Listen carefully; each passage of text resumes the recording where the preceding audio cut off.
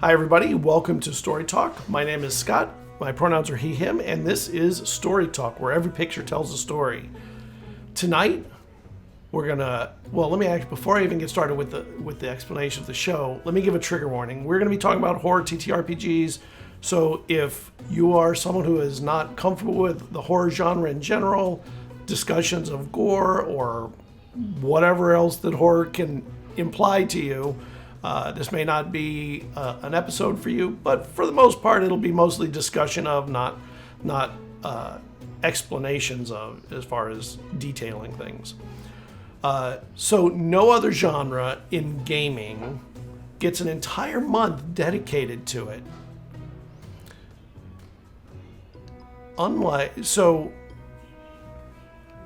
Virtually every TTRPG creator and streamer takes this month and jumps into spooky season because it is a beloved genre. Running a great horror stream or creating a powerful product is looked at with some reverence by other GMs and creators. I'd argue that first it's because there's nothing more visceral than knowing doom is on the horizon. There's very few things that can bring that. Not only on the horizon, but maybe even clawing at your back. So the emotions of the id run high when it's done well.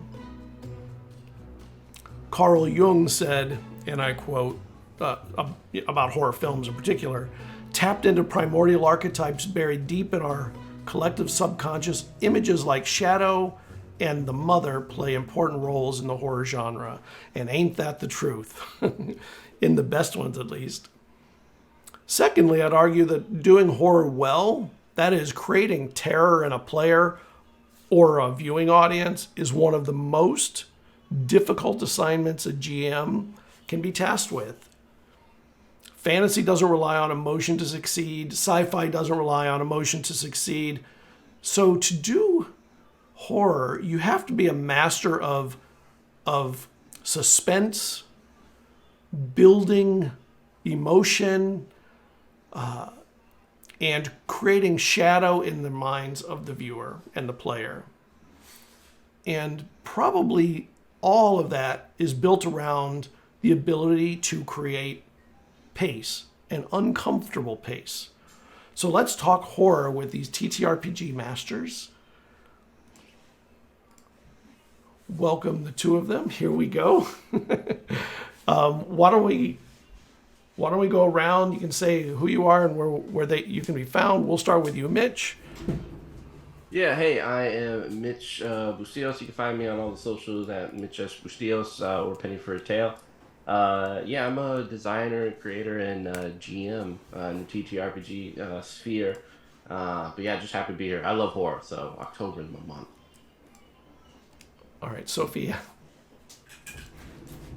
Hi, yes, I'm Sophia, also known as Nerdy Teddy. I am a GM storyteller, award-winning storyteller, for occasional player and producer, as well as the founder and CEO of Nerds with Dice.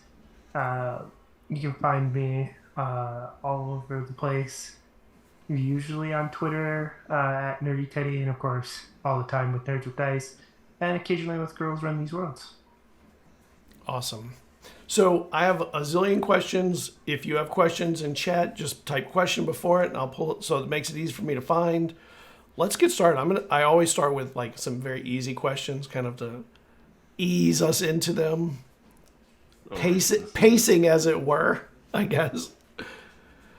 So, what do you love most about creating or performing in the horror genre? It's the easiest question there is, I think. And whoever wants to start, you can start. It's kind of an open table. Yeah, I can jump into that. So, feels like it's a million years now as I get older. But once upon a time, my dream was to make horror movies. So when I love running all kinds of games, it's what I do, but when I get to step into horror, I really feel like I'm in my element. You know, it's where I love to be. I love setting up the atmosphere, circumstances, and seeing what comes of that. Yeah, I think for me it's like, I saw it, with my kid as he's been growing up, is like one of the clearest responses and like the loudest responses is like the fear one. My kid loves trying to scare me because he knows that'll get like the biggest response out of me, and it's exciting being able to influence your environment like that. And so the same for fear and horror. Like it's exciting as someone who enjoys seeing a response from people to see that response because it's so visceral and it's so like obvious and apparent that you can't help but to enjoy it. So that's always been my love for the whole genre, and well, at least being a part of it and creating more of it. So, both of you run it. Do you both play in horror TTRPGs too? I mean, when you have time, I'm assuming. Yeah. Go ahead, Sophie. Oh yeah, absolutely. When the occasion comes up, I absolutely do. So, go on, Mitch. Well, I was like, I remember it was at Gen Con and someone was running Necrobiotic. And I got so excited, I was trying to slip myself into the game. I had some time left, and I was like, I could just be a player. This is going to be great. And I was like, I'm not going to say anything. I'm just going to sit here and be like, I don't know the rules. This is awesome. And yeah, like playing it, I've always enjoyed it. I think though, when I'm playing like Cult or something like that, it feels like I'm also trying to scare everyone too. So I feel it's like, holy heck. But yeah, I mean, I enjoy it. So what makes the GMs you've played with that were good at horror? What made them good at horror? Like, what are the traits that you found that really made them, stand above the standard, I guess, or the typical? I mean, I definitely have to say, like, Bridget Jeffries, who's now works with Chaosium. One of the thing I love most about her is her attention to detail in terms of storytelling. And it's also one of my favorite things when watching horror movies. I mean, if you're watching Hereditary, you can notice these horrific details in the background that unless you're watching it again, you're probably missing. I mean, Midsommar is the same way. And I feel like Bridget Jeffries' GMs, like, their storytells like that, where it's just like the details in the world that she creates, you sometimes have to like rethink of what she said and be like, oh, hold on. That's not right. I'm now more terrified. Yeah. So she always just stood out in my mind as like perfect. I can't think of a specific example right off the top of my head, but I think for me, it usually comes down to the setup. How are you setting up the atmosphere for me, the circumstances that make it horror, which I think is what makes horror flexible. And if you can give me the atmosphere, it's just like a horror movie. The Quiet Place works fully on its atmosphere. It sets that atmosphere of silence and stuff up so well, and then you're fully sucked into that movie. So when there's a noise, you're going, oh no, oh no. And I think it works the same way in TTRPGs. You know, as a GM, I view it as a movie almost, right? I want my characters fully in it, to suck the players into the world. Yeah, and like I mean, I wouldn't say like directly like GM seat, but Chaotic Derby, um, we did a campaign of Shadowrun that was horror central, and I remember one time I had an idea, and she went full with it and like did all these like self-deprecating like we recorded it so that it would play during the show during like a very like hard Right. moment, and that's sort of personal horror. The fact that like she was so excited to get into it and like had more ideas to make it more horrific, not only for herself but for everyone like being a part of it. I mean, that sort of like take the wheel in terms of storytelling. That always stands out. It's so cool. So with horror, we've got just a zillion movies and books that have been written that have been able to feed us the idea. So as a differentiator from TV or movies, does realism matter in a TTRPG performance for horror? Or is it better to keep it sort of over the top and melodramatic, I guess is a better word, or subdued and underperformed? And just from the performer's standpoint, I mean, I think the question stands. Yeah, that's a tough one. I mean, it really depends on multiple factors, I think, because I don't think there's one answer to it. Especially for horror, I think comes down to the energy of the group, the game you're playing. Whether you're playing in an intense horror game like Quietness, which really does maybe need a more subdued performance, a more emotional performance, rather than an over-the-top campy one. But if you're playing a less intense game, off the top of my head, like Camp Flying Moose, where it's a little lighter horror, a little more fun game, then go over the top, be campy, have fun with it. Yeah, I think, I mean, in terms of over the top, I would think of Nicolas Cage in Color Out of Space. Not full Cage, but I think he went he used like 40% of his power. And I think that was a good spot to be in for Color Out of Space. But also, like, the other actors were like a 10, or not a 10, but just like a 1 out of 10 compared to like where he was at. So I think as long as like there's a good overall median or average, that you're pretty good. I think like a whole cast filled with holy, it'd be like, I don't know if we'll ever get anywhere. I know my wife hates horror, so every time I try to slip in a horror plot line in any TTRPG, and she is the receiver of such hook, I know that she'll just run away, and that hook will die on the line. And so I'm thankful that not everyone is going to have that like drastic of a response, and some are curious enough to pull on that vine. But yeah, I think a good happy average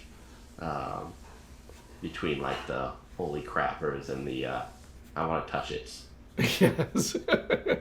I've had a couple of sessions where I brought horror into the game, and one or two times people said, I run. I mean, that was just as simple as it was. I run. Yeah, I'm not going in. I'm not dealing with that. Like, but guys, don't you want to touch it? Like, at least. Like, right. You try and make it just enticing enough, and you end up going too far. He's just selling ice cream. Come on. Right. Everyone It's a clown in a sewer. Why would you not want to talk to him? He has a balloon. Yes. Have you seen players playing in horror and they get so invested that they actually give a vulnerable performance that you really, like, you felt? Or have you given ones that you know other people have felt like that? I mean, I'm going back to Darby, like Chaotic Darby, like in the Shadowrun series we did. Which is shocking that it was Shadowrun, by the way. Yeah, it was. Someone made a comment on it the other day, and it's been like I think a year and a half since that campaign has closed, and they were like, they were talking about the rules and stuff, and I was like, I don't think after the first day, like there was an attempt, like I really wanted to do Shadowrun justice, but then after the first episode, I was like, nah. And we just kind of, it was probably a conglomeration of like all the things that I enjoyed most about Shadowrun, like the past couple editions, leaving out the stuff that I found confusing or just kind of like, but yeah, surprisingly Shadowrun, and like Darby she had such brilliant and vulnerable performances. Like I said, I don't think I've ever encountered someone who was willing to like put so much of themselves into a stream. And like, yeah, she's always like resonates in my mind as like one of those top performers on streams. Yeah, it's beautiful when you see it. It's moving.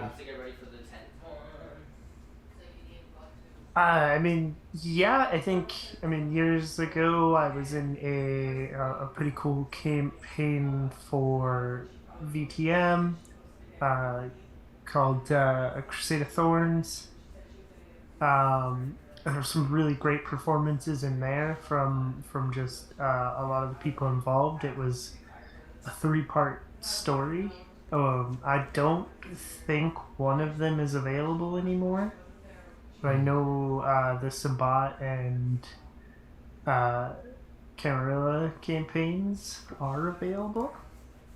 Sabat campaigns. I've larped Vampire for the most part more than anything else, and I've always found like Sabat to be the most engaging, especially with like the religious aspect, especially for a LARP when like you're very much rewarded for all the fanfare and the props you can bring in. Sabat is just like, yes, now you have a reason to bring in that skull that you have at home. Yeah. The Sabat games were very much well liked. I thought I was in the Camarilla games. I thought they were amazing. We had some really great performances come out of there. I think I did pretty good. I don't think I was the best person there, but I absolutely loved being in that game and just being, I love the character from that game. And yeah, I think VTM has some pretty good potential for some vulnerable moments depending on how things play out, especially with, if you're playing Camarilla, there's the political aspects of it, I think, leave it open to some very good role-playing situations. Yeah, I especially love like the dominate skill, because I know in LARP my character lost his best friend by beating him to death because of dominate role, and so I ended up killing like my most loved comrade. And strangely, like I think the most tragic part is that comrade focused on killing the enemy so that we would have success instead of trying to defend himself, which made it even more tragic. So yeah, your enemy outwitted all of you and had the most dedicated one be the murderer or be the murdered one. It was like, oh, that's Jesus, that's sad. We did have a question in chat that I think is a good question. So what horror novel would make a great TTRPG that isn't already one?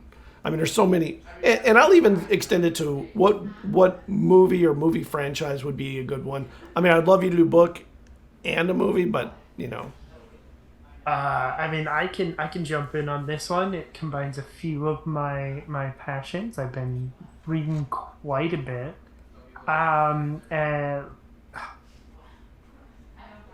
I think a Grady Hendrix style novel would really do well. Thinking of like Southern Book Club's Guide to Vampire Slaying, which is a book about just like a housewife in a book club that discovers there's a vampire living on her street. I think it could be a great style of like of these sort of normal people getting into horror, which works so well a lot of the time. And I think any of those, you got that. My best friend's exorcism.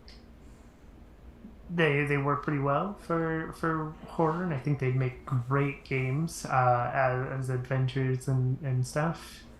And movies. I mean, Child's Play.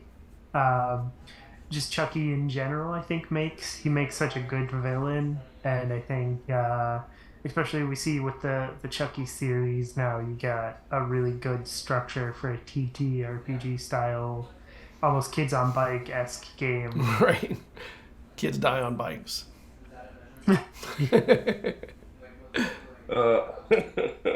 I was responding to that same question in chat, and the thing that kind of pops out to me is probably Hella Strangers, which started off as a Korean comic web series, and then got made into a TV show. And the horror in that so ingrained from like the first step into it, where you meet some of the characters in a very uncomfortable situation, which just kind of goes further into that uncomfortability. I absolutely adore. So that would probably be on like my first like, oh, this would be an amazing TTRPG, especially if you could then take some of the art from the comics, because the artist had a very peculiar and interesting style in bringing characters to life. Other than that, it would probably be. I really enjoy the Train to Busan, like that zombie universe. I think it focuses on a lot of cool things that makes it a new sort of zombie era, especially like the high school TV series that came out, and I forget what that name is. But it's just really, really cool, really interesting, and new things are happening in that genre, which I'm very excited about. And so I think it's interesting to see what a new like zombie TTRPG would be like in that sort of setting. Yeah, those would be my tops, my toppers. So who's putting out really excellent horror TTRPGs and streams right now? Anyone in particular you think is really hitting it on all cylinders? And Mitch, you can say your own company, would be totally cool. Nah, but you should also say someone else. Yeah, I'm gonna say other people. I mean, for me, like Helmgast, Olays, is putting out new and interesting stuff. Their latest book, I really enjoyed. And I think a lot of fans are interested into more of a deep dive into like the different realms and stuff like that are rarely touched on, like Limbo and Gaia and stuff, and figuring out campaigns around those worlds. Other than that, yeah, it's hard to say. I mean, I think the Genesis 6 More Vodka stands in my mind as pretty horrific, and it doesn't seem that way when you first look at it. But a lot of the monsters and the setting stuff are horror. I remember there was one sentence where they're like, "Yeah, spiders rain down from the sky," and I was like, I would hate for that to happen if I went outside. That would just be a note for me going back in.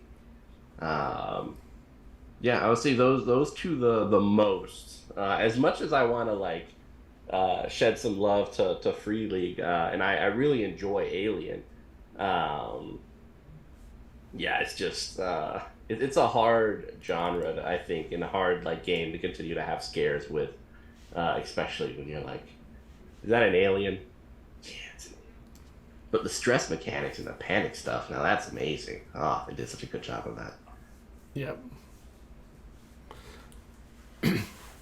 I mean, I'm really loving the whole backwards universe. I want to get back into running more of it, but Backwater was a lot of fun to get to dive into. And I'm excited. They got more stuff coming out, and it's a really great, Southern Gothic universe. Lots of monsters and creatures, and a lot of potential for both monster fighting and mystery adventures and stuff. So it's a lot of fun. Really like it. Oh, sorry. Yeah, and I would say like Symphony Entertainment has been doing a lot of cool horror streams, so I've really enjoyed watching their shows. Other than that, like I wish Cult had their own horror. I really love watching, especially the first scenario book they put out, and I would love to watch more Black Madonna. That's always been a really interesting campaign. That actually brings up an interesting question. A lot of publishers, most publishers, aren't backing streams. They don't make their own streams. They don't stream anything of their own product. Yeah. I find that really odd. It's as someone who's like worked in the marketing area and tried to like figure out all of that. I think for the most part, it is a huge investment in coming from the perspective of people who like are making money. A lot of people who come into us like, when we first started streaming, it was like for fun and we were enjoying it. Yeah. And, no money was coming out of. We were putting in way more money than we were ever getting back. Right. And for a company to be like, okay, well, we need to divert some resources to make a stream channel, trying to then see like, okay, how much has like doing a campaign like 3 times a year, how much is that converted into sales? Yeah. And the difficulty in finding that like number, unless you're like some people might click on the links there and then you'll be like, okay, we got it. But I feel like most people kind of wait a day or two and then they're clicking on it via the website. But it's hard to point and to click and to figure out that direct converting, and then how many people, followers or viewers do you need to have in order for it all to be worth it? So I think for the most part, I know not Hunter's Entertainment, but Zweihander, right? Those guys did a stream channel, but yeah, for the most part, most of the companies just kind of have a few TTRPG streamers that they just go to and they're like, here, we have a new thing coming out, go. Sometimes they pay them, sometimes they give them free books, it really depends. Yeah. So let's talk about, go on. What were you going to say? I was just going to say, that is, we're slowly getting to where we're getting a few more and more, especially indie creators. But that is a lot of the idea behind Nerd Dice, is to put these games on stream so people can see them, especially with indie games and stuff. We're getting a few and more creators as we, sort of build our brand. But yeah, I think, it also comes down to time. We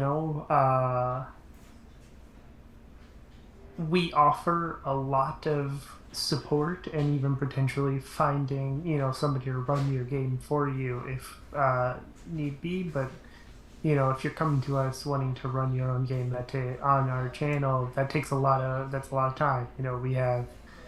We offer a lot of support, but even if it's just a one shot, that's a session 0, a tech session to make sure all our tech is going to work and stuff. So there's a lot of time sink that comes into running games and stuff. So, and I think that's ends up being where some of these bigger companies are looking at it too. What's how much time are we sinking into this? That could just be us putting out another book or something. Yeah. Mm-hmm. Yeah, I hadn't even thought about the dollars and cents part. I thought about the marketing side. I was like, but you're right. When you're a small creator, every penny means something. Yeah. And it has to be allocated wisely or you're no longer a creator. You're a broke creator. Mm-hmm. Hey, look, we all broke creators. Yeah, that's true. It's just we're in the spectrum of what level of broke are you? Right. Yeah. So I want to talk about a couple of emotions that are almost exclusively used in horror. The first one is disgust. It's a common horror element, and it's a basis. I mean, disgust is a basis for our own personal protection for things that make us sick or cause us harm. Rotting food, waste, death, cruelty, manipulation, Human abuse, centipede. taboos, bodily injuries.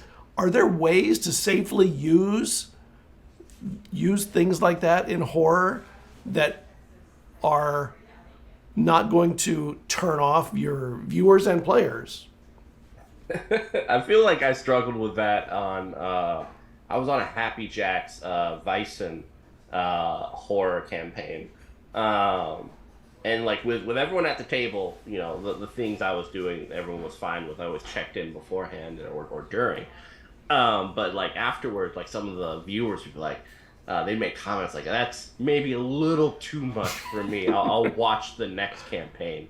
And stuff like that. And I was like, I personally don't mind toning it down for a broader appeal. And I did appreciate Happy Jacks being like, well, you don't have to. And I'm like, yeah. But yeah, I think, you know, it's the decision you make, you know, as a performer and as a designer too. The more horror you go into, the more of a niche you're going to.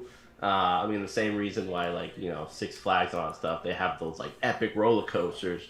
But, you know, I'm not getting on that epic roller coaster. I like the kiddie ones, small ones. I get scared on those top ones. I'm afraid of heights. But there are people who enjoy those, and they're a smaller number than, like, the overall crowd.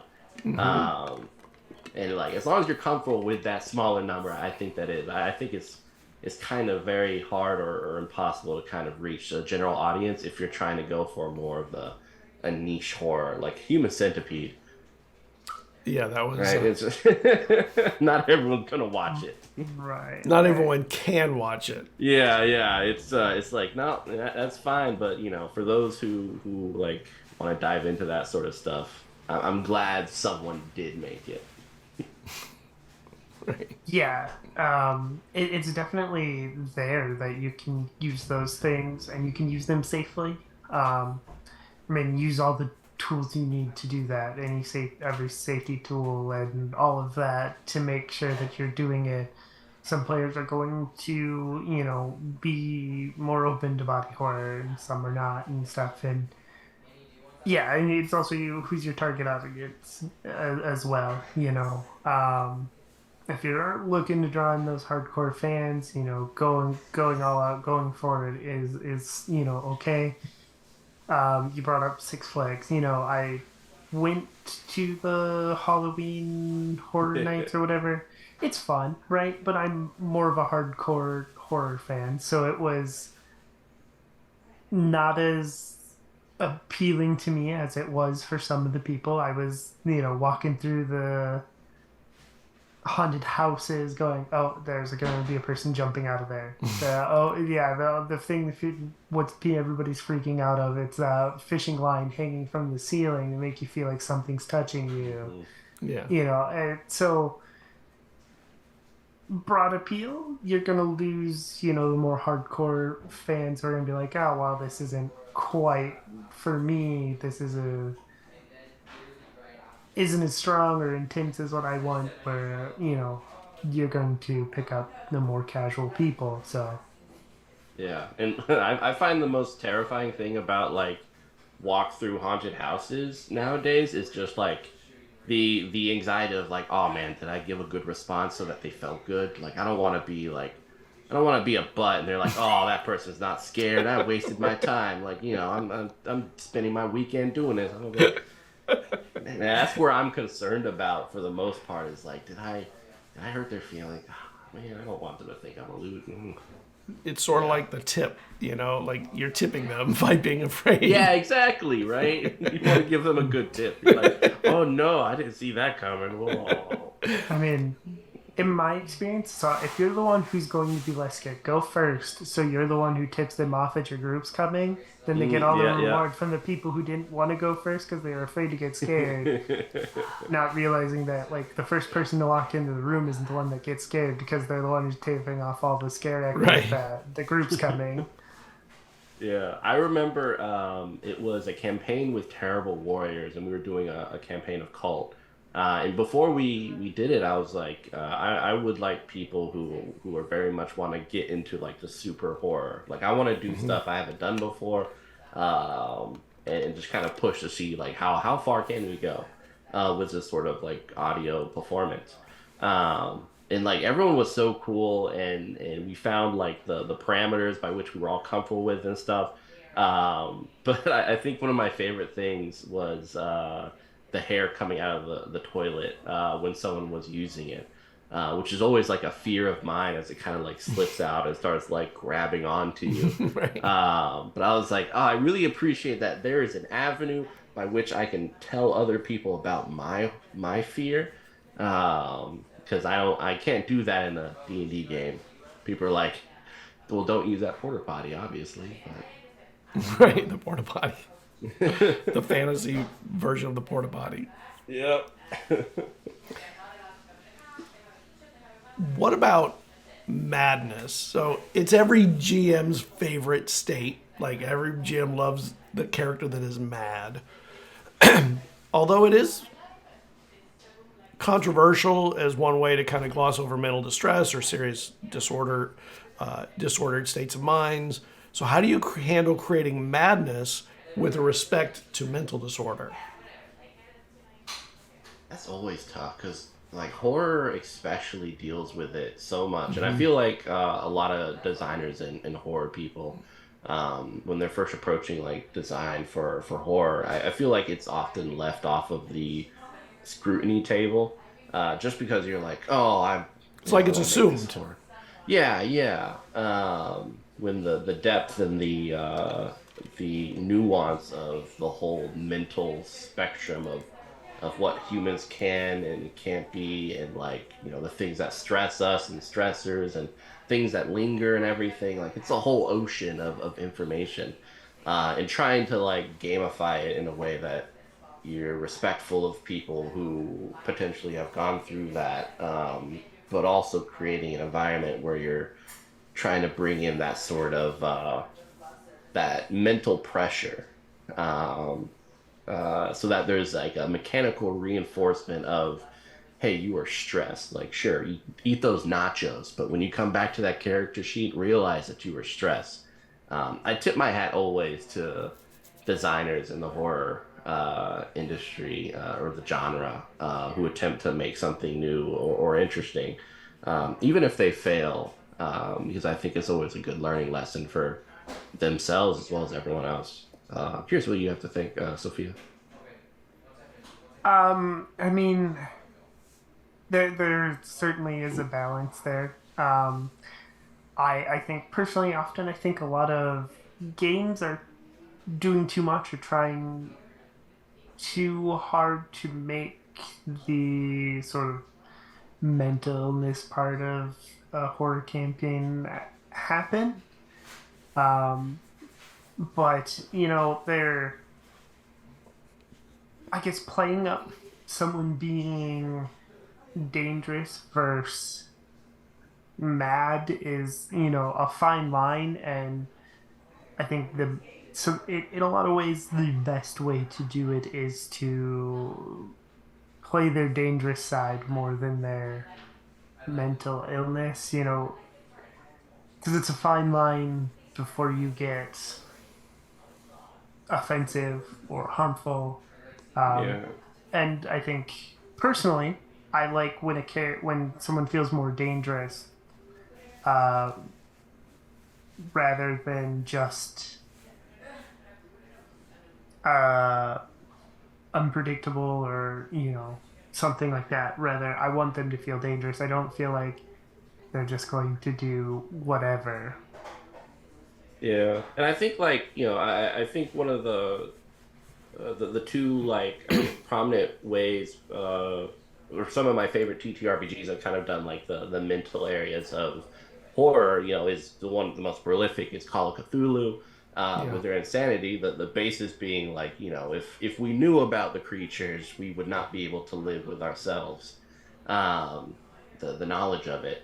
I think that's always a tough like thing to gamify and tougher even to explain. And obviously, like the subject material, the creator of it wasn't. He's Yeah. and so trying to figure out, okay, what does that look like now? Because can we still get behind the fact that there might be something out there, or at least we like to believe that there might be something out there, that just a concept of it would just like blow our minds, and what that would look like, and how do we like put it into a game in a way that's both fun and respectful. And then the other one is Cult. One of my favorite things about the intro scenario, Oakwood Heights, is every one of the pre-generated characters are some messed up people. But there's no like mental tag or anything that goes along with it. You just kind of adopt their mental burdens that they have accumulated over their lives, as many of us have, just through like their backstory. And so you don't need like a specific tab that says this person is a narcissist, this person really likes their mom. You can just read the backstory and be like, okay, I get it. I understand the type of person that this character is. And so sometimes I think even like a less gamified, more like broader, allowing the people playing it to really take on that responsibility of making it horror might be something I enjoy more than like insanity points. Right. I guess as far as mechanics go, I really like Quietus, because Quietus is anxiety based, right? So the higher your character's anxiety is, it affects their mental state, their ability to do tasks. And it can, I think it's a really good way to sort of direct the role play. It doesn't super affect too much of the game other than your characters, what they're doing. But some tasks get harder. You're going to try to unlock the car door to your car to get away, but you have a 10 anxiety, so you're panicking, you're fumbling the keys. And it both works with horror, explains the things that happen in horror movies where you're like, why did you drop the keys? Well, it's because like they're panicking and their anxiety's through the roof, and they're having a hard time working the keys because of it. And I really like how Quietus handles it as anxiety. Yeah. And that was it. Free League's Alien does that too, with like the stress and stuff, which I really enjoy.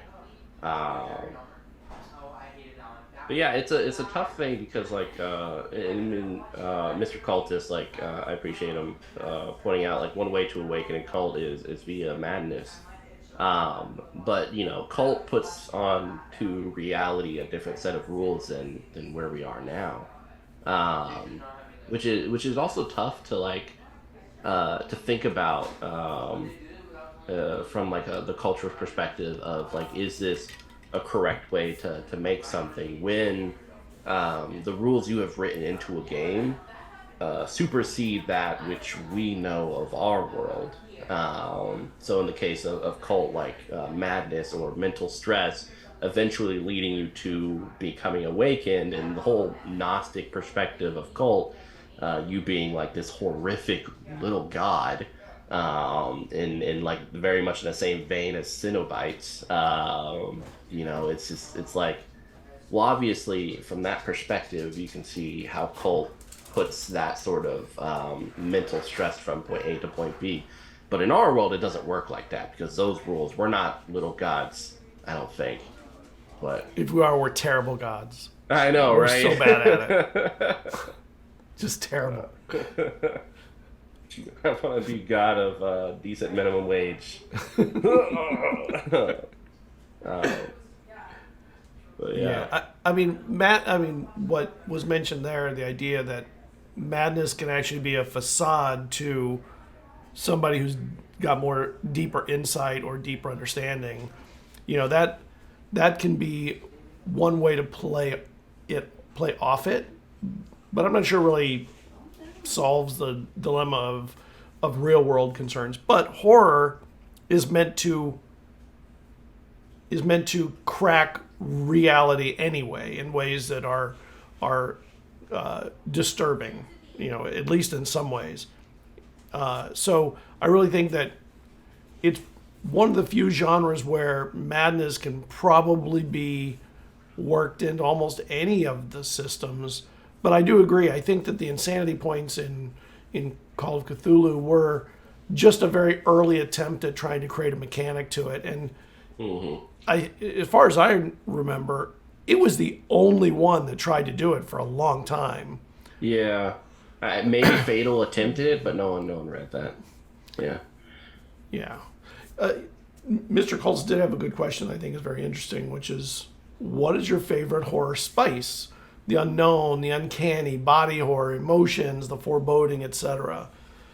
I personally, mine is foreboding. I love to create a sense of unease about something coming. Love it. Love it. Love experiencing it from a GM. Love giving it to players. Yeah.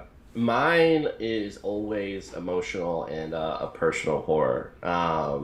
I think one of my favorite series that I watched, it was a really tough one.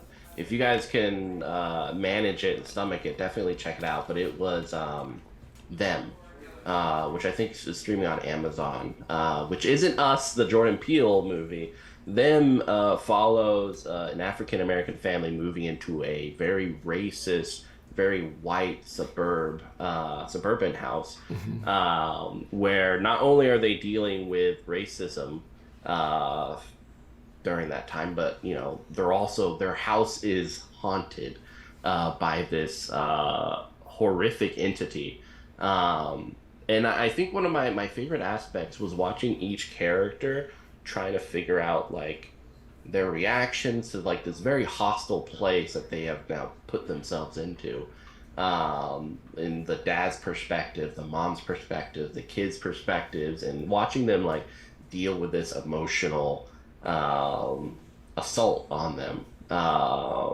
That's one of my favorite aspects of horror. I was also enjoying everything else, but my favorite part was just how are these humans reacting to it, and how are they learning to live with themselves if they can. And that show did such a great job with it. If people can stomach it, I tried to get my wife to watch it, and she's like, "No."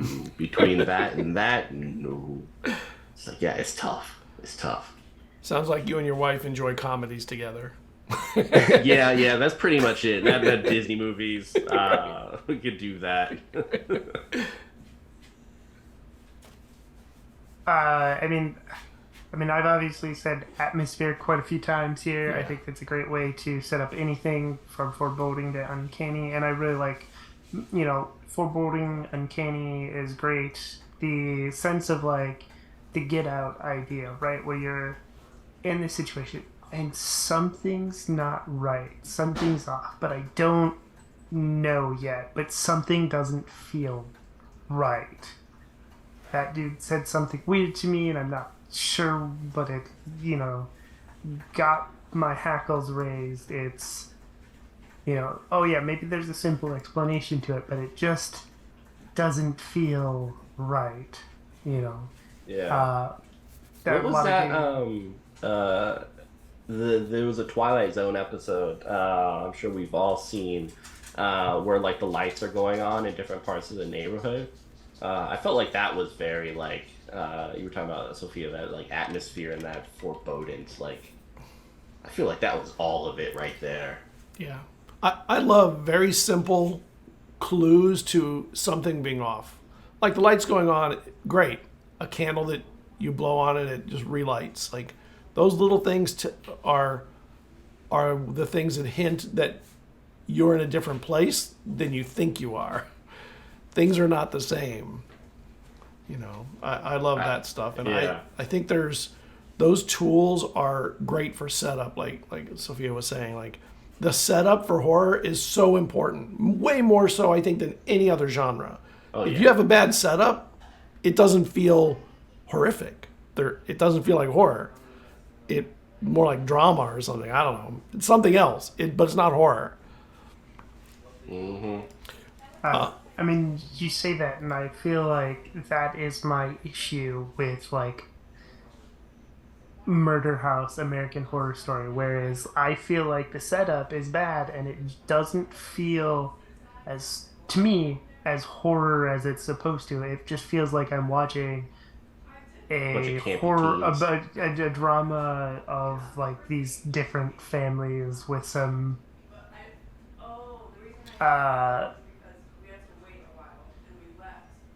I'm trying to think of the word, but like just some, some extra stuff thrown in. But it still ends up just playing out more as a drama to me than anything.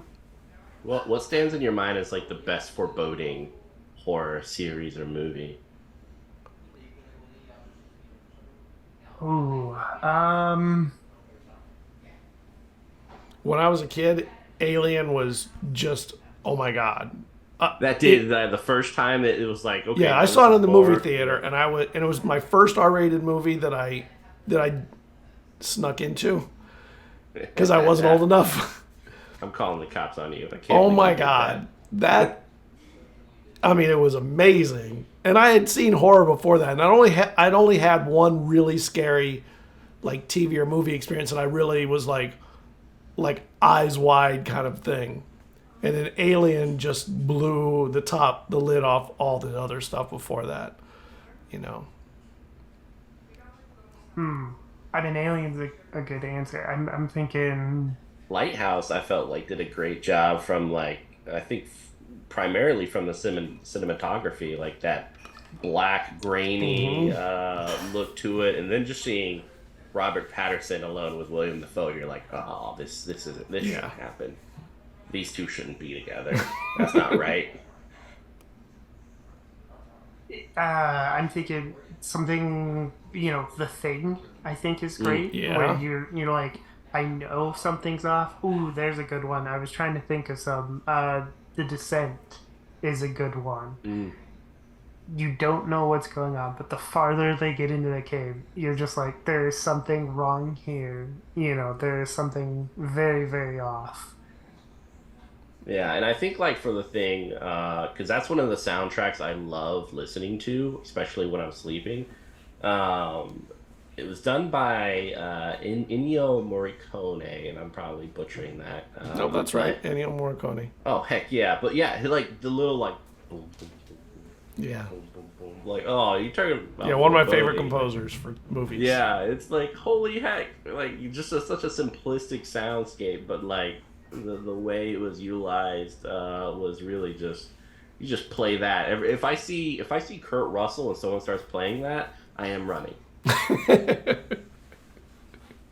Both those things can't have it. Now I'm out. I'm like that's the thing, and I'm out. Just like your wife. Yeah. I'm just like those are the two things that get me out. I'm like those two. I'm out.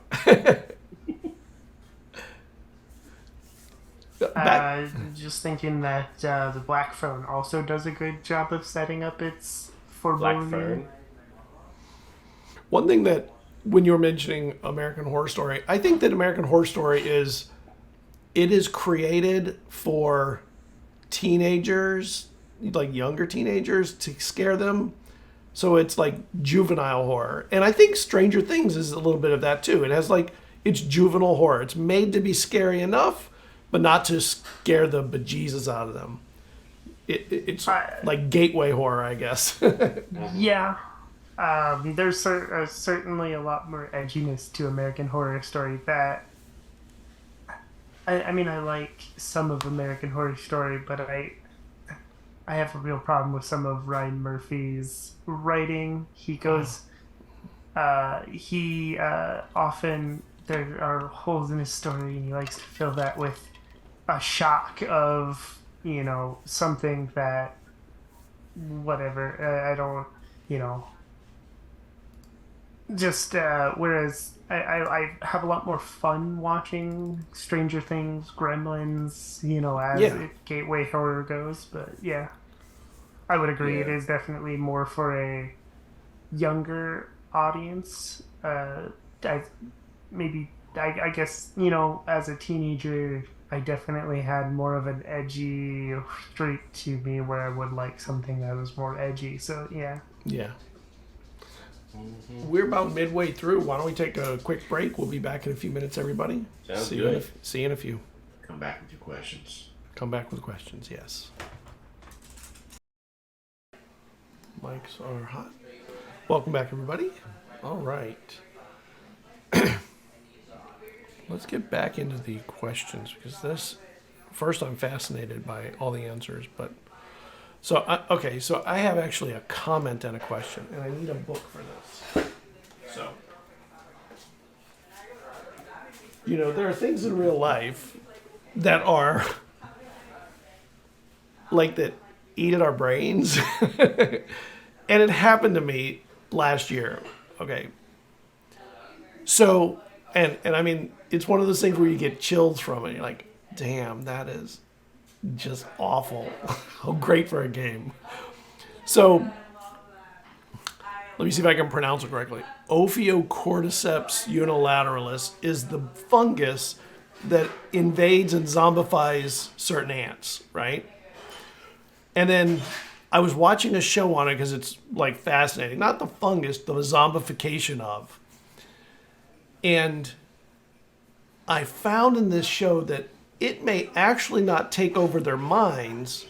It may only take over their bodies. And that was so much worse in my head that they were then seeing what they were doing, knowing what they were doing, incapable of not doing it. And then a Kickstarter for this game came out, and I thought, is that what I just watched? Like, what the hell? Yeah. Yeah, you did.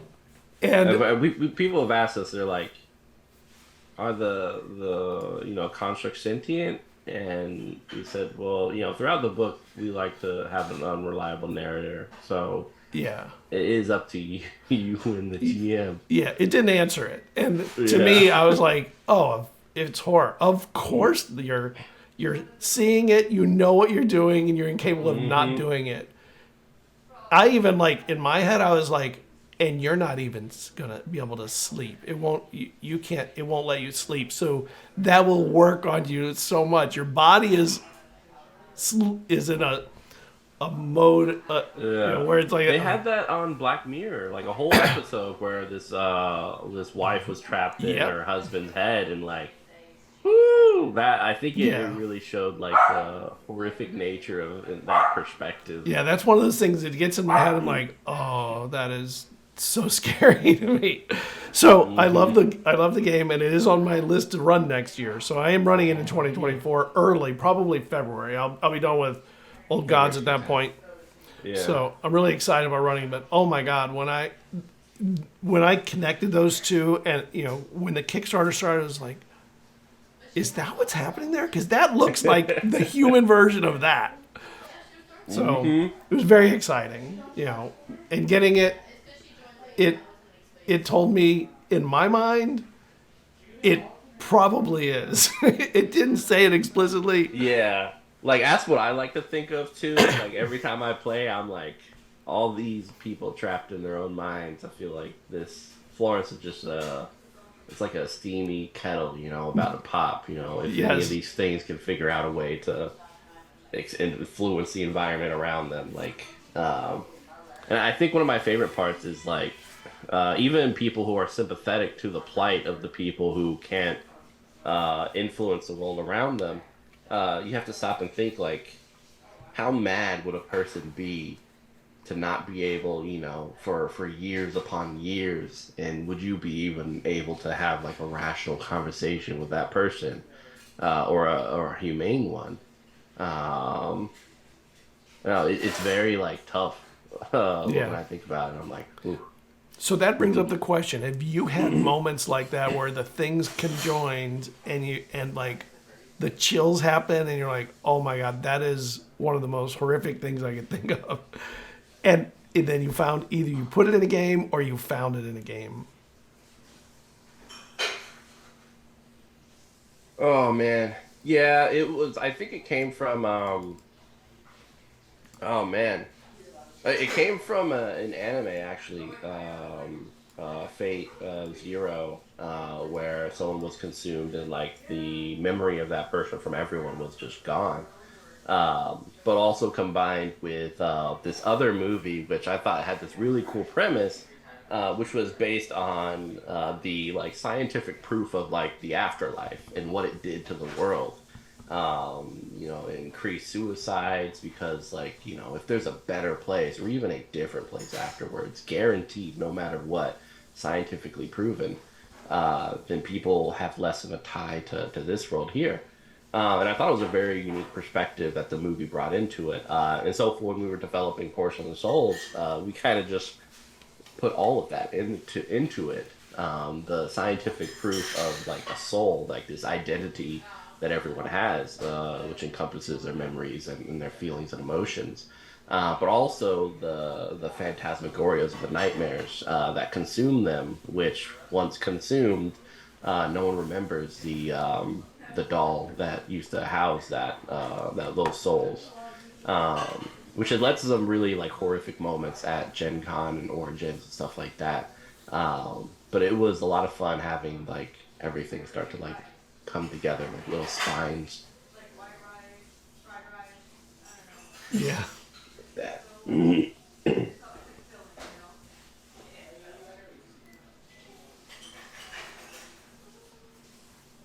You're muted. Sorry about that. I can't. I'm having a little trouble thinking of something, but I guess maybe the closest I can think of, like off the top of my head, is I ran a 5-episode Buffy campaign a while back, Wow. and it was very much it was based off of like books and stuff, and so we had horror characters and stuff. So I think there was a very to it. There was very much an idea of like, are these characters, some of them, in control of what they're doing, or are they just here kind of going? There was a Frankenstein type character. I can't think of the book now. It's a very old book. Basically, dude poisons his daughter or something, or has her working with her poisonous plants, and her kiss becomes poisonous. It's a really, really old book, and I suddenly cannot remember the name of it, but I based a character off of that. She herself is not a bad person, but if she kisses somebody or does something, they die. That was, very much a part of everything. It sort of ends with Dorian Gray is the one pulling the strings behind the things that are happening to these people. So whether or not they're being manipulated, and the various things that powers, whatever they have, are manipulated by him and made to I lost my train of thought, but it's just a very much of a, I guess, I'm thinking Frankenstein as well, where Frankenstein is the victim of his own of the circumstances and the things that are done to him, and the things that he does are questionably in his fault because of it. Yeah. Yeah, I know another one that did it to me was Flowers for Algernon. I read it in high school, and it was one of those can't stop reading it wish I could have never finished it. Kind of like, Yeah, I haven't read that in a while, but I really enjoy the concept of it. yeah. I do feel that couldn't stop reading it. Wish I hadn't about Tender is the Flesh. Yeah. There's. So what was it that bothered you so much about it? The ending is what really bothers me about Tender is the Flesh. You think you know what you're going into, because you're starting at cannibalism, so you know the book is going to be fucked up, and without too many spoilers, cannibalism is on the back of the book. But it's not the worst thing that is happening in that book, and as you get to the end, it gets worse and worse. If you're going to read it, make sure you check all of the content warning tags and make sure it's something that is for you. But once you get to the end of the book, it's one of those things where, like, the very end of the book, you think, oh, okay, it's all going to be somewhat all right now. And you're cut off at, it definitely is not going to be all right. Yeah. I mean, is that like the premise of the end of that time? Was it Inception? The spinning top at the end there, and it sort of wiggles, and you're like, okay, was it all like a dream? Was it all real? And his wife too, like her journey, like holy heck. Is there a creature or an or even a horrific person in a film that consistently gives you the creeps, the chills, or whatever? Like any special monster that maybe is just oh yeah, everything that the moment, like a religious nut, like a super religious fanatic, zealots, like every horror, like they always pop on my radar. I'm like, you the scariest thing that's ever gonna pop up. What is it? I mean, The Mist, the movie, as well as the TV show, both had some pretty horrific zealous characters. And recently, Midnight Mass, the religious, I forget what her name was, but she's like one of the more prominent members at the church. And dear God, if I had a bat. It's Miss Keene. Ooh, yeah, it's just like they're terrifying. I would very much because they feel like they can exist in real life. That's the problem. And they do. That's like they do, and they're around, and like it's just. I think it's like they represent. I feel just I guess communities like. Necessity for something warm during like strife, and willing to just cling on to it no matter what, because in the end it was a lot of the in Midnight Mass and The Mist, it was the people around the zealous who gave them power, but the way that they cling on to like these horrific acts in the name of like just a moment's comfort is terrifying. So I think really the zealot is just a reflection of humanity's I think flaw in that we just kind of want to go with the flow during horrific moments, even if it takes us to more horrific moments. So yeah, go on. Sorry. I was just gonna say, I mean that's a great one. I think that's obviously a great one. On the flip side of that, anything where it's motives are sort of obscure or completely unknown. Like Bagul's a good one. Like we know Bagul eats children's souls, but like other than that, like why does he have to do it this way? Why does it have to be done this way? His motives are sort of unknown. The Strangers, it's one of the things that makes The Strangers so good. You were home. That's it. So stuff like that is makes for a really good. Yeah. Or like Creep 1 and 2, like trying to figure out that guy. It's like, what? You know what I find interesting though? The things you're mentioning, most of them almost nobody would play in a game that you ran with those. Like Yeah. cannibalism, like it's just it goes. It's are there taboos that are just too far for collaborative storytelling? Oh, I would say no. Like, I did I did like write Oakwood Heights Part Two, and one of the characters was like a zealous character, and I remember we did research by like going on to like alt right forums and stuff and just seeing what the conversations were like, and it's horrific. Dear God.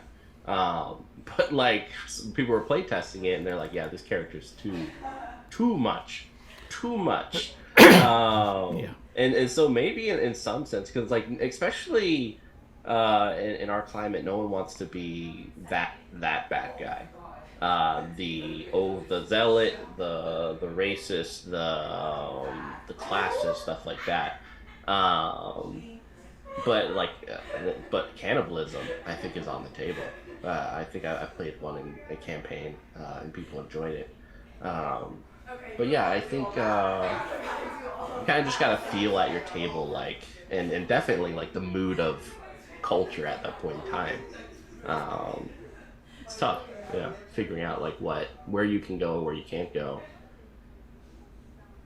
I, I would have to agree. I think like the lines of what you can do in horror are different because we're talking about like people don't want to be the racist character, the capitalist character or whatever, but you can horror is great at sort of allegory, right? Of making cannibalism be, say, capitalism, right? Right. Uh, Make it not uh, cannibalism. It's a symbol for right. something else. Right. It's a symbol of something else, and then they're like, okay, yeah, like we know cannibalism's fucked up. Now we're replacing it with this other thing, this as a symbol of it, and it both makes you think about both things, and like, and I think so. Things people taboos people might be willing to play for fun, meaning these things that are too real Yeah. is often great. And I think that's Jennifer's Body is a great example of that, with the summoning of the demon being very much a symbol of something else.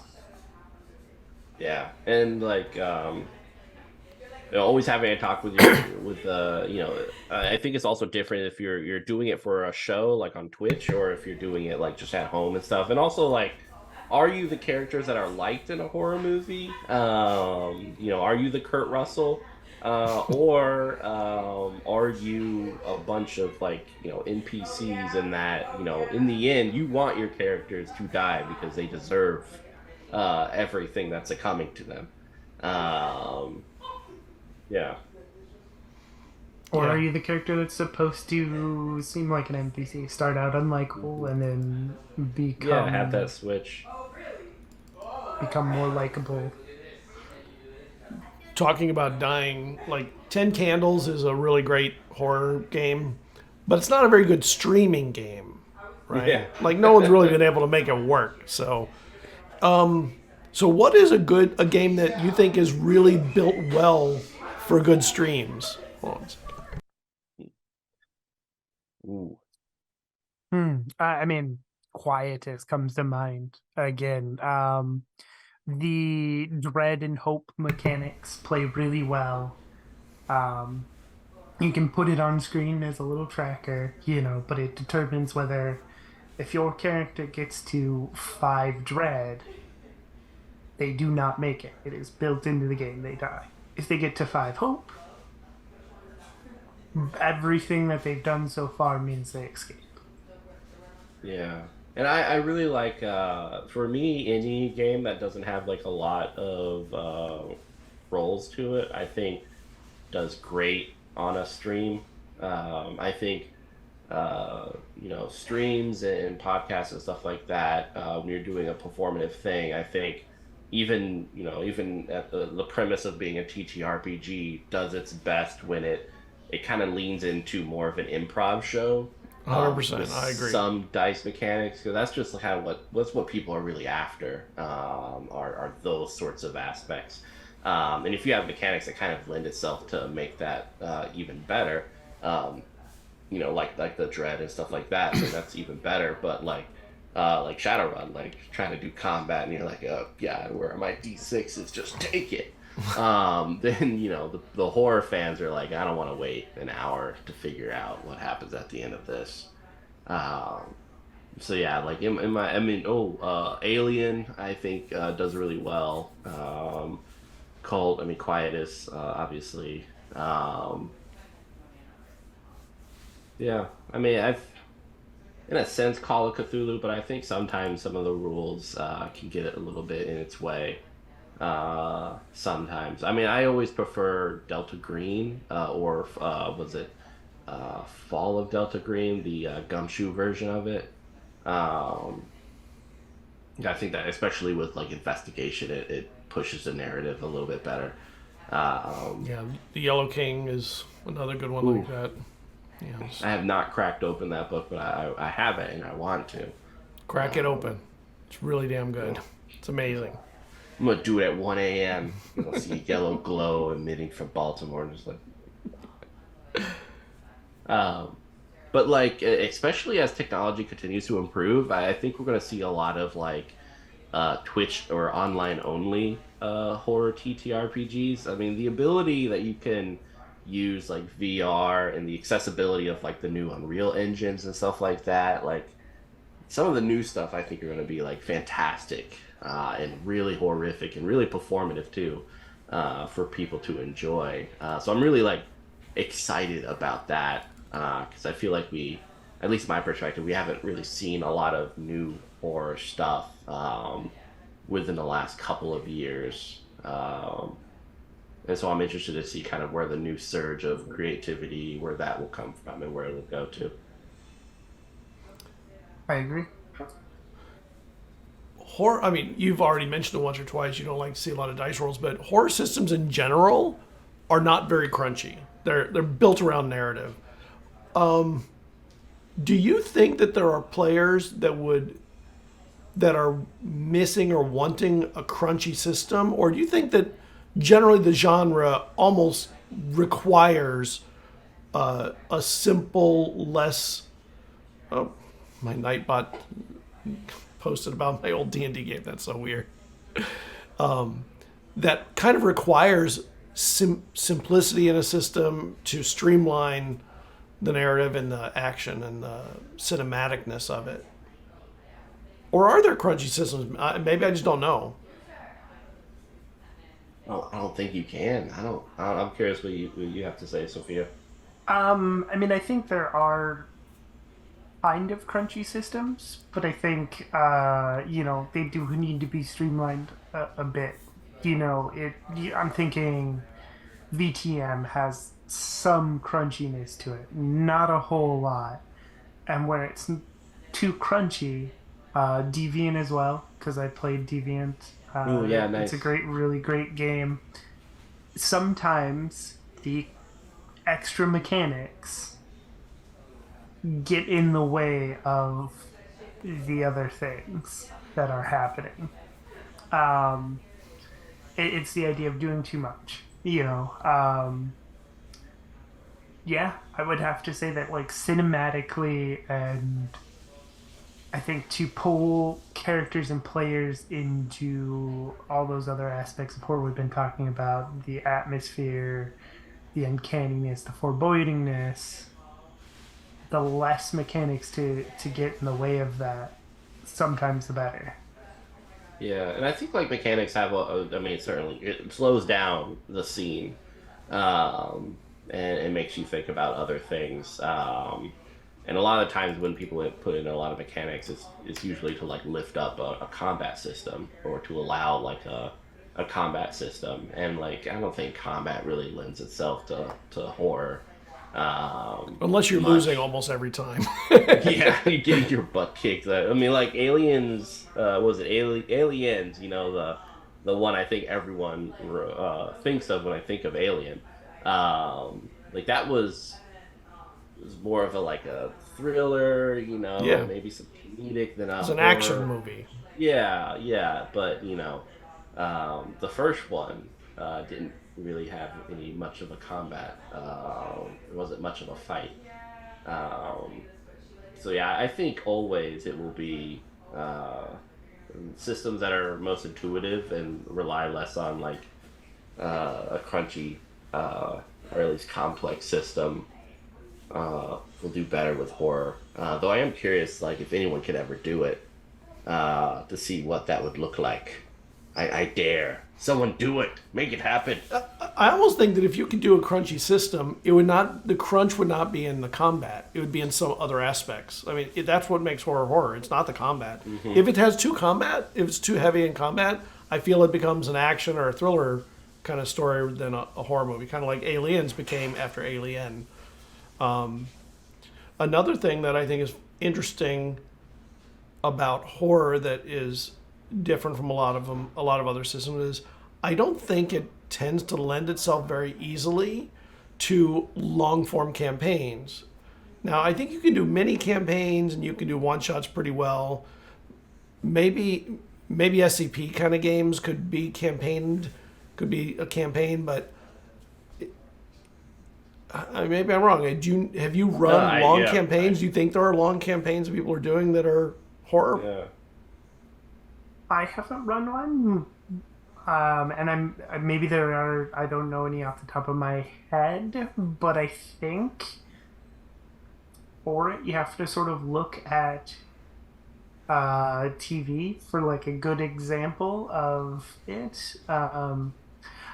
It's not strictly horror, and some would argue that maybe it's not or something, but I would think something like Teen Wolf is a good example. You have to have those moments of hope, that release of like, oh, they won, they survived this Yeah. time, and then you have to bring in something new. Monster of Week would be a really great campaign thing if you set it up right. Of like, Yeah. there is a bigger villain here, and then we switch that villain out as we go down, Cabin in the so that Woods. other Yeah. right, so that it doesn't get the horror doesn't get stale, which is a problem with Supernatural. They get to a certain point, Yeah. they don't want to switch out the villains, and then it kind of gets, oh, I know what Crowley's gonna do.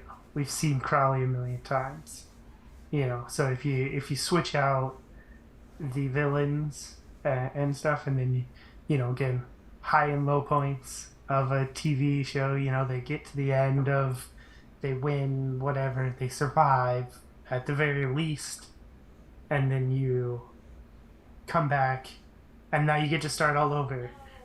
They're at a new high point. They think it's over. They think they get to move on with their lives. And now you get to go back to the foreboding of building something's wrong again. Yeah, and I think we're at a really good point where we do have horror like TV series coming out. Yeah. Like I said, them. I think stands out as a brilliant one. Hellish Strangers, No Place Like Home, which is I think another Korean one. Um, Ju-on, which was a Japanese like prequel to The Grudge. Ju-on was another TV series.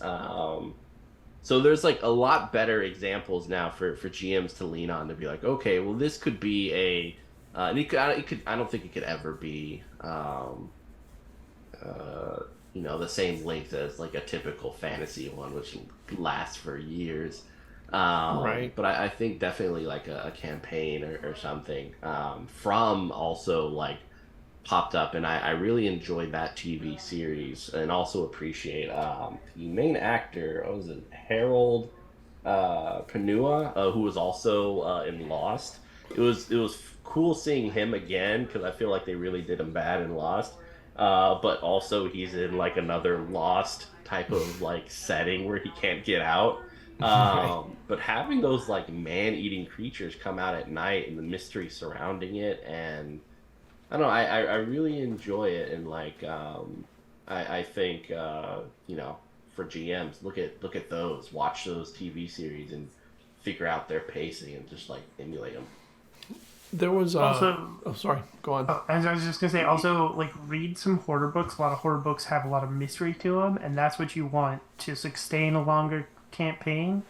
You're gonna need some mystery, and There Yeah. there was a game that came out in the, I think, the late '90s called The End, and it was a horror game, sort of a post-apocalyptic, but the angels and devils were real, and a lot of people were lifted to heaven or wherever they went, and What's this called? The End? the end, and people were left alive in a world with fallen angels, rising demons, and their whole goal was to somehow do something to get God's attention and be drawn back to heaven. But it was completely a horror game, it was not like a post-apocalyptic Mad Max thing. And I thought that could make an interesting, like, a campaign, not very long, but it's a redemption story that will probably not work. So there's some horror in working so hard for redemption and you get left behind anyway because it was too little too late kind of thing.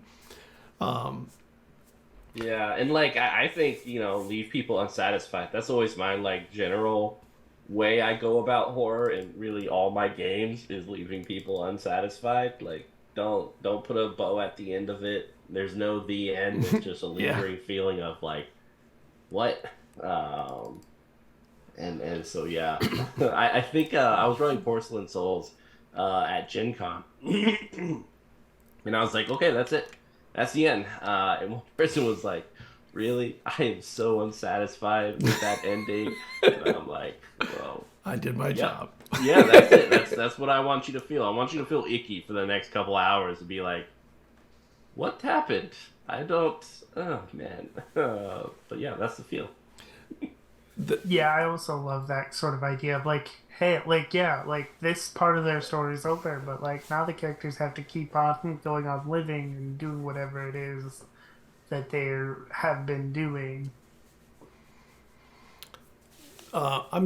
I just started running an Old Gods of Appalachia game, and it was funny when I was researching it. I was thinking, are the things that were scary to people in the 1920s, would they be scary to modern people, players? What do you think? Do you think that the things of the past would still be seen as scary? Like the things that they found scary would be scary to people today? Ooh. That's always. I think the depictions of them might not be scary just because art trends and the way we view things has shifted. So, but I think if you were to recreate it using the filter of like today's art and culture, I think a lot of them still could be. Yeah, I'm gonna say yes because I think, especially if we're talking Old Gods of Appalachia, that sort of folk horror type of thing. Some of those things are, I think, maybe ingrained or relatable. The woods, the vastness of that space, is in and of itself. I love the woods. Woods is a great place. I love being out there. Sometimes I love going camping, hiking, whatever. But it is inherently a terrifying place, right? It's huge. It's vast. It's easy to get lost in. You're in the food chain. Right, exactly. The idea that nature isn't a bitch. Nature just is indifferent to your existence, right? And then you add in sort of those sort of folk monsters that have been around, or the ideas of which have been around for ages and ages and ages. I think like that, those things still hold weight. Yeah, what was it? The Ritual pops up in my mind as like one of those terrifying like folklore movies. There's another one too that I think has something to do with like Eden or something. I can't figure it out right now, but also had like a very horrific and almost sexual premise to it in terms of like the woods and the vines. Almost brings me back to like Evil Dead. Oh yeah. And before they leaned into the comedy. Right. But yeah, like those sort of like, ooh, there is like the woods is scary. Yeah, they are. Yeah. So, okay, so one of the things that I find interesting for players of horror is that most of them love horror. But because horror is so different to a lot of players, some people come into it and are uncomfortable with it. Are there ways that you have found to kind of ease someone into horror, or just hit them over the head with horror, whatever it is, that can make them more comfortable with playing in it? Or is it one of those things where if you don't like horror, you're just not going to like horror? You're not going to like playing in it. I don't like. I found this the most difficult aspect when I was running a lot of necrobiotic was like hearing people say like, "Yeah, I love horror," and then like halfway through, like, "Holy crap!" I don't like this much horror. Yeah, it's a very wide spectrum. Like are you talking about Disney horror? Are you talking about Goosebumps horror? Are you talking about Human Centipede, The Thing? Are we talking about like the Italian like cannibalistic movies? Where are we at on this? Because it's a very wide one, and you say horror, and I need to know which horror. I don't think I've ever liked I'm usually like an all or nothing type of person, so I struggle with like the incremental. So it's always Right. like with new players, I'm like, we're doing cults.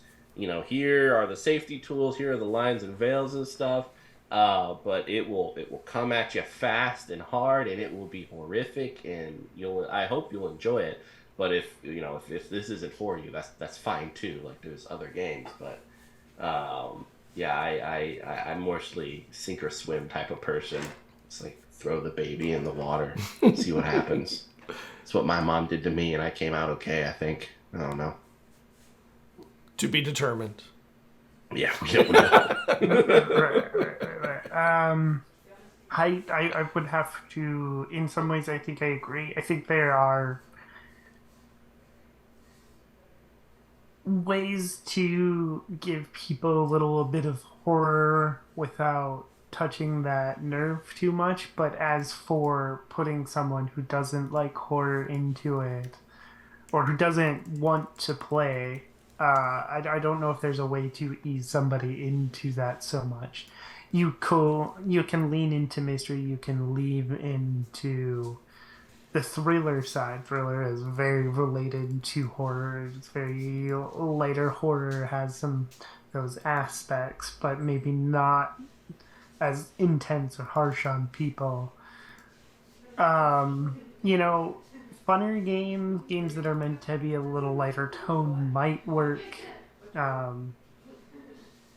I think for the most part, I think if you don't like horror, it is very hard to get into a game that is, not necessarily your taste. I'm all for people giving it a try, and I would love to work with you if you want to give it a try if you're not normally a horror fan, but It's tough. yeah. Yeah, I feel like it's like making the director of like Hereditary or like The Thing and be like, hey, we really need you to make a Disney classic haunted house movie, okay? And then like they're bringing in puppets and stuff, and they're like, no, do not bring that thing into this film. Stop it, please. It's just like you can't. You get someone else to direct that movie because these are not the people who will Get Tim Burton in here. Quick. Yeah, get Tim Burton. Tim Burton's great with He'll do it. like horror stuff. He will love it. It'll be black and white and weird. Yeah. Right. I was just thinking too of this, like, from the other's perspective of like, because I just watched. I'm a big Power Ranger fan on top of horror, and I just watched Cosmic Fury. Right. Power Rangers is a very different tone from horror. They're gonna reboot it to age it up from whatnot, and I'm afraid they're gonna go like the gritty young adult way that they've gone in with a lot of these like sort of like middle grade shows like Winx Club and whatever. Uh, the problem is if you do that, if you take that and make it too gritty or whatever, I think it loses the magic of Power Rangers. And I think the same thing can happen to horror. It loses its magic if you're trying too hard to make it into something that somebody who doesn't like it is going to. Yeah, some it's just not. Yeah, you got to protect your horror GMs. They are cute little babies who need to continue to wreak havoc upon the world, and if you clip their wings, they will be sad. Yeah. Also, can we talk about like how much of an impact that episode of Power Rangers when the White Ranger was like in cryo sleep and stuff, and then they wake him up and he comes out in the middle of the fight? That was heart touching in so many ways. Like I'll rewatch that still, and I'll be like, "There's his hand on the side of the ship. He's coming out," and they're all like, "Who is that?" It's like, "Oh, he woke up." Oh man, right. Always. So I hope they keep it classy. Don't reboot it to be dark and gritty. I want those moments. Right, exactly. So there's a lot of research that goes into streams and creating TTRPGs and horror. What are some of the odd things you've researched? And do you think they landed you on some FBI list or anything? You know, because in the FBI, I have this vision in my head that when they're looking at people's research or what you're doing, they have a button. One says terrorist, one says TTRPG creator. Yeah, weirdo role player. Yeah. What's funny is I used to do like research in like terrorism and stuff like that, and part of it was like having magazines as well as the PDF files of like documents and stuff from like different extremist groups. Mm-hmm. And I still think the stuff I have to research for like horror is infinitely worse, and probably like it's like this guy's messed up. Like, you know, why else would I be in an alt-right forum to like look at what the heck they're talking about, right?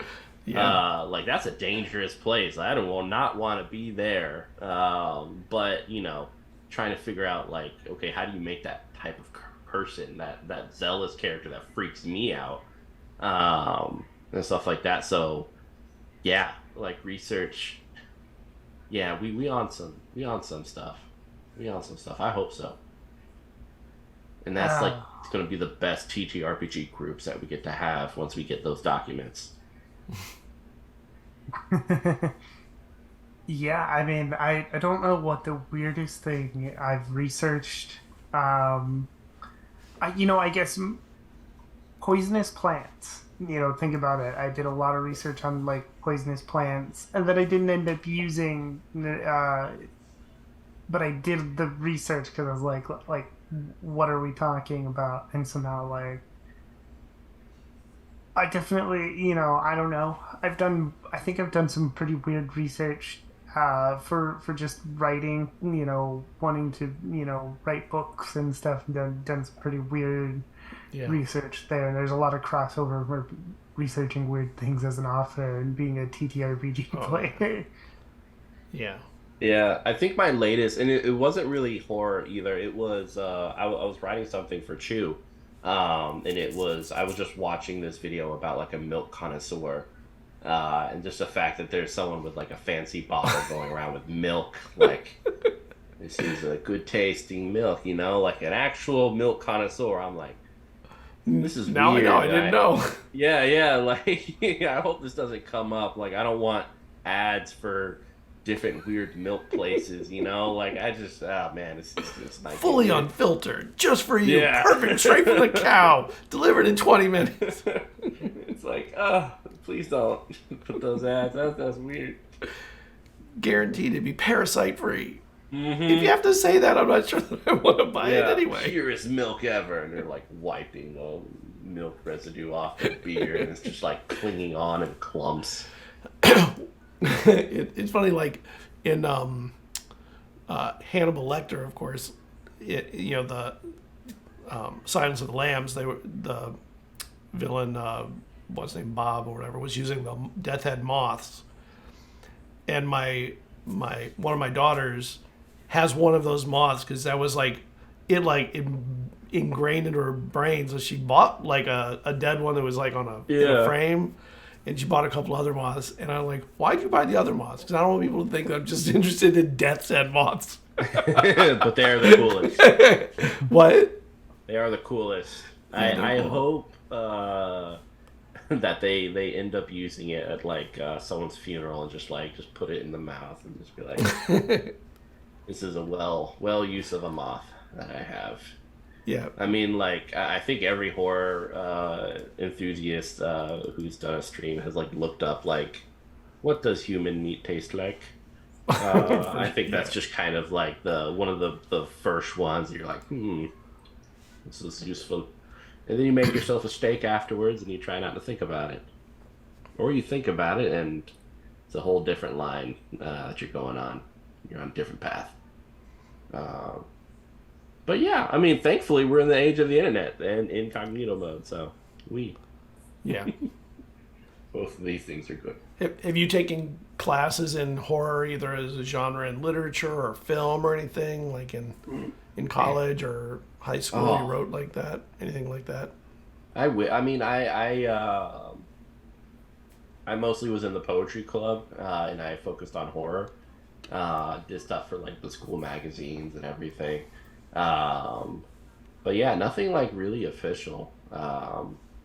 I think that would be really cool to be a part of, though, to learn more. Because I think like the one like cool thing about the age nowadays is it's easy for like us to get movies outside of our own country, so we can experience what horror is like from a different cultural perspective.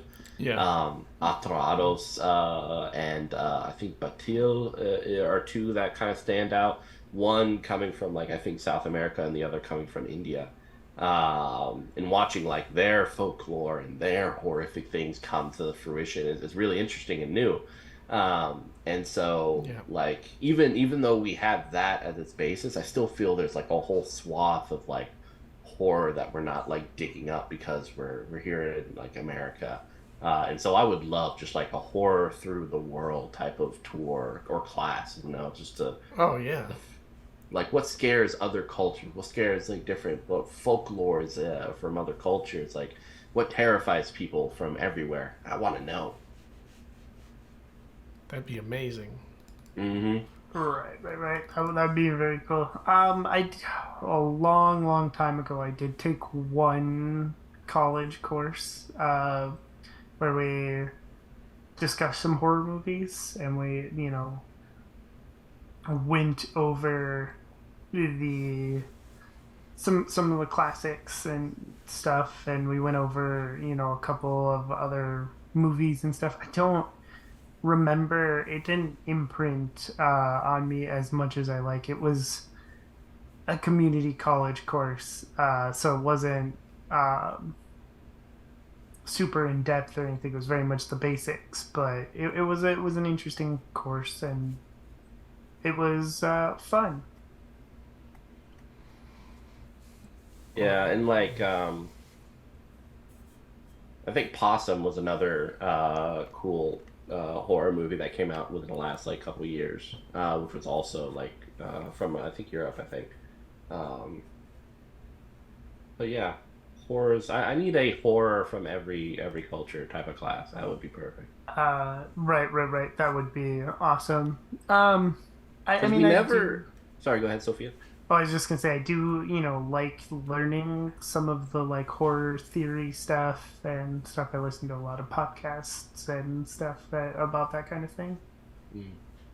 Like, I mean, before Ju-on and The Grudge, I would not be terrified of a woman like with hair blocking out her face. Right? That just it would not come up to be as something I would be terrified of. But because thanks to those movies, I'm now like, yeah. Why are you in this hallway? I'm going home. Yeah. So so the last question, easiest question of the night or the hardest one, I'm not sure which. What advice would you give someone just starting as a horror streamer or creator?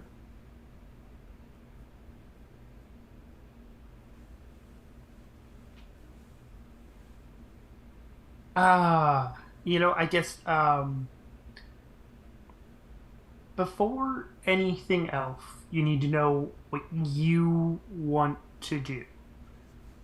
Right? You really need to know like what atmosphere you want, what setting, what things you want, and do your best to sell that to the people who are going to come play with you, maybe come watch, whatever. But know where your interests lie first.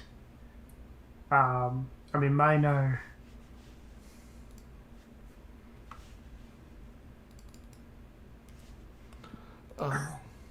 My interests are varied and stuff, and it does depend on what setting. But if you want to do a folk horror setting, or whatever it is, then know that's where you're going from the beginning.